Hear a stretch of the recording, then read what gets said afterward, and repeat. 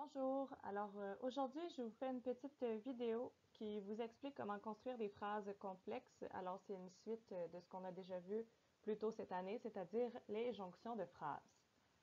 Tout d'abord, je vais vous montrer comment construire une phrase complexe contenant une ou plusieurs subordonnées relatives. Dans l'exemple que je vais vous montrer, il n'y aura qu'une subordonnée relative, mais c'est le même principe lorsqu'il y en a plusieurs. Alors on a une phrase de départ qui est « La pomme était bonne ». Ce qu'il faut savoir, c'est que c'est cette phrase-là qui va recevoir la subordonnée. Alors, la subordonnée, elle est construite à partir de ma deuxième phrase qui est « J'ai mangé la pomme ». Sachant qu'on a deux groupes de mots qui sont identiques, un groupe de mots qui est identique dans les deux phrases, c'est-à-dire la pomme, c'est ce qui va nous servir pour déterminer notre pronom relatif. Il faut savoir dans quel contexte on choisit quel pronom relatif. En fait, ça, vous avez un tableau sur Moodle. Ici, dans ma deuxième phrase, la pomme a la fonction complément direct. J'ai mangé quelque chose. Alors, comme c'est un complément direct, c'est le pronom relatif que qui sera utilisé. Ce qui donne la pomme que j'ai mangée était bonne. J'ai la pomme qui est ma phrase numéro 1, c'est la pomme qui était dans ma phrase numéro 1, que qui est la pomme dans ma phrase numéro 2 qu'on a pronominalisée, et c'est ça, ça me donne la pomme que j'ai mangée était bonne. La deuxième chose que je vais vous montrer, c'est comment construire des phrases complexes contenant divers types de subordonnées.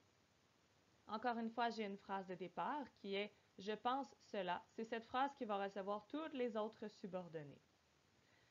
Ma phrase numéro 2, je réussirai l'examen de grammaire. Ma phrase numéro 3, l'examen de grammaire a lieu demain. Alors ici, j'ai cela entre parenthèses, ce qui veut dire que cela devra être remplacé par une subordonnée.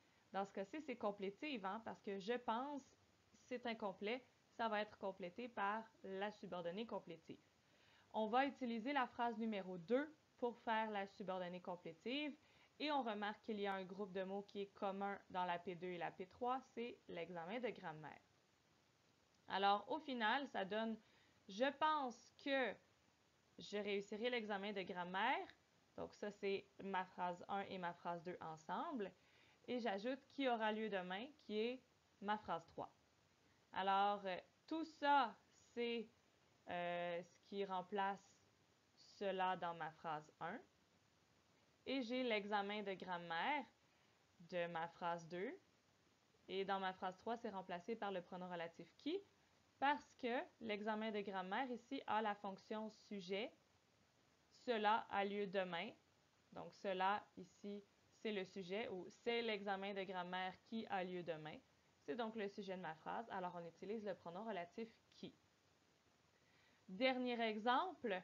Alors ici, ma phrase de départ, depuis que la nouvelle est sortie. Phrase 2, on voit bien cela. Phrase 3, le ministre est plongé dans un embarras. Et phrase 4, il peine à se tirer d'embarras. Dans ma phrase 1, ici, j'ai un subordonnant qui introduit une subordonnée circonstancielle ou une subordonnée complément de phrase. Dans mon exemple, je vais la laisser en premier. Ce qui veut dire que ma phrase 2 va recevoir toutes les autres subordonnées.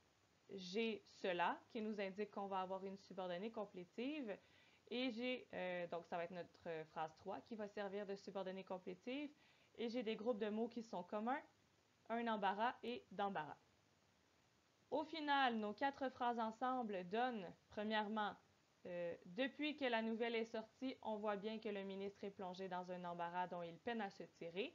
Alors, depuis que la nouvelle est sortie, c'est ma phrase 1. On voit bien, et cela a été remplacé par que le ministre est plongé dans un embarras dont il peine à se tirer. J'ai, en fait, un embarras. Et ici, j'ai utilisé le pronom relatif dont parce qu'il peine à se tirer de quelque chose. Petit truc, de et dont commence par la lettre D. Alors, ça va ensemble. Alors, on se tire de quelque chose, c'est donc un complément indirect, et dont, ici, remplace un complément indirect introduit par la préposition de. Voilà, maintenant vous êtes prêts à faire tous les exercices.